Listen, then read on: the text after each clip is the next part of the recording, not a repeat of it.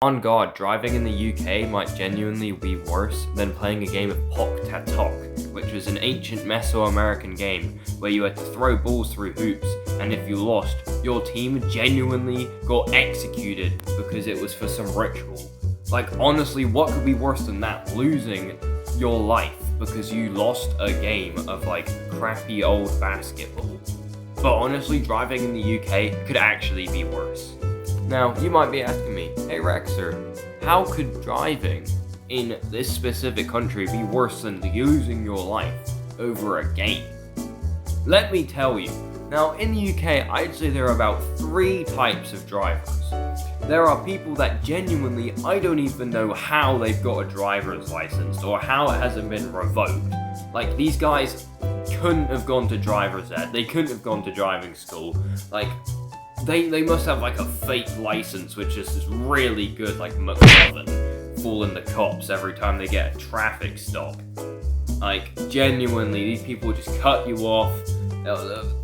They'll be stuck in the lane where you're just supposed to be passing people, but no, they just want to sit there, or they'll be like driving too quick around the corner and then manage to crash on a straight road on a motorway and then cause a 3-lane, 4-mile pileup for the next 2 hours that you're stuck in. And then you obviously have like the new kids which fit into this group, which they might have taken the test, but they still suck ass at driving. Like, come on, man.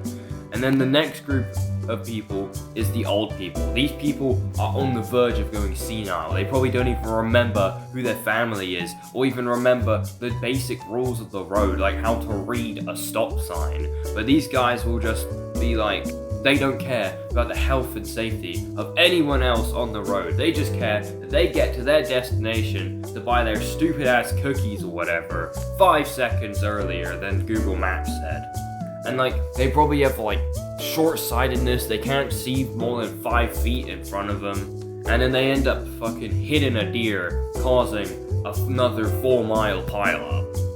And then, or on the opposite end of the scale, the old people will just be so slow. Like, they'll be going 15 under the speed limit when I'm trying to get to school or to work or wherever I'm trying to get somewhere, and I'm gonna be late because there's these dementia-ridden old heads in my way. And then you have about 0.5% of drivers in this country who are actually respectable, follow the rules, and aren't assholes. But the people on the road are only one part of the equation on why driving in this country sucks. Now, the UK's population has been growing quite a lot in the last however many years, maybe 20 years, I'm not so sure. It obviously, there's a lot of people moving in from other places around the world because they want a better life in the UK, which I get. I wouldn't want to be living in Somalia or whatever. But it doesn't help when they build so many new houses and that in small locations, and they barely do anything to the infrastructure. Or when they do, they never get it done. I'll be driving past people supposedly building new highways or whatever, and there's no one working it, and it's a Tuesday. Like, come on, bro, we need these bigger lanes or more roads, bypasses, to be able to alleviate the traffic in locations. But they just don't get it done, man. And then sometimes it's not even the construction workers' fault, because the UK is obviously like hella old. It's had history for thousands of years. And because of that, there's lots of hella old buildings. And the UK obviously likes to preserve its history, which I think is a good thing. We should preserve these buildings so people in the future can maybe learn things from them, or just get to see how people in the past lived. It's very interesting. I find it interesting myself. But it doesn't help that there's so many of them, and there's so many insignificant ones that just don't need to be kept around. Like, there'll just be like multiple old ass houses that are just like not unique in any way or sort form, but they were around in the medieval times.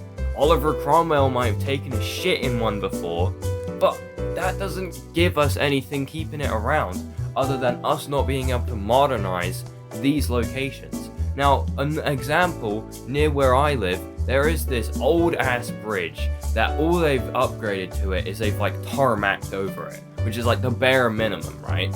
But it's like 1 lane wide, so it just creates a bottleneck at this bridge where only like a few people can get over at a time, and there's no traffic lights, so you're just stuck with people trying to decide whose turn it is next to go through this bridge, and it's so annoying.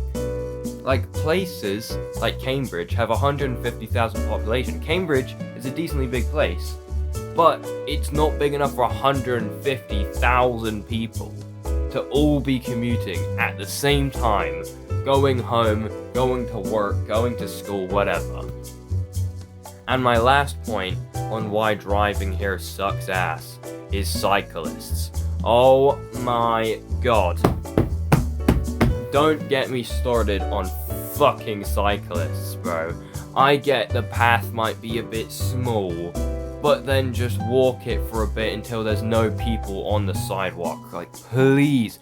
They're either old and slow, or they're like double riding. There's like 2 of them, so you can't get past. So, and I'm pretty sure that's illegal. I'm pretty sure you're not allowed to do that. And they're just so annoying, because then instead of staying over at the edge of the road so you can pass them when you get an opportunity, they're right in the middle of the lane. Right in the middle, so you can't do shit except for just watch this old guy just cycle, and you're behind it like 2 miles, delaying transportation for like an extra 20 minutes, and honestly, it's just so annoying. But anyway, guys, if you enjoyed this rant, please like, subscribe, comment, share, all that good stuff. Discuss in the comments, how would you improve the UK's transportation situation?